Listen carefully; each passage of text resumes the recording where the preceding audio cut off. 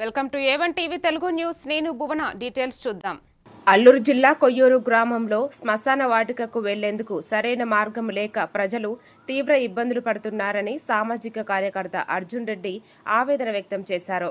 గ్రామం నుంచి శ్మశాన వాటిక కిలోమీటర్కు పైగా దూరం ఉండగా మృతదేహాలను తరలించడంలో కుటుంబం సభ్యులు తీవ్ర కష్టాలు ఎదుర్కొంటున్నారని తెలిపారు. ముఖ్యంగా వర్షాకాలంలో పరిస్థితి మరింత దారుణంగా ఉంటోందన్నారు.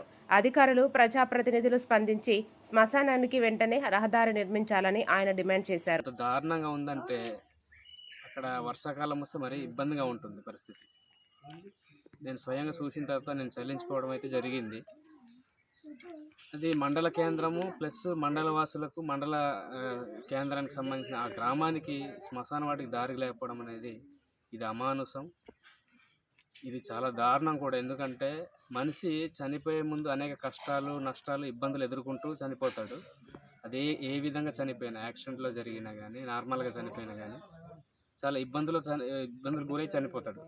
చనిపోయిన తర్వాత కూడా ఆ శరీరాన్ని అంటే ఆ బాడీని తీసుకెళ్ళడానికి కూడా సరైన మార్గం లేకపోతే ఇది ఎంత దారుణం అనేది ఊహించవచ్చు. స్పందించి వెంటనే ఈ గ్రామానికి శ్మశాన వాటికి దారి చూపించాలని చెప్పి ఈ సందర్భంగా నేనైతే తెలియజేస్తున్నాను, డిమాండ్ చేస్తున్నాను.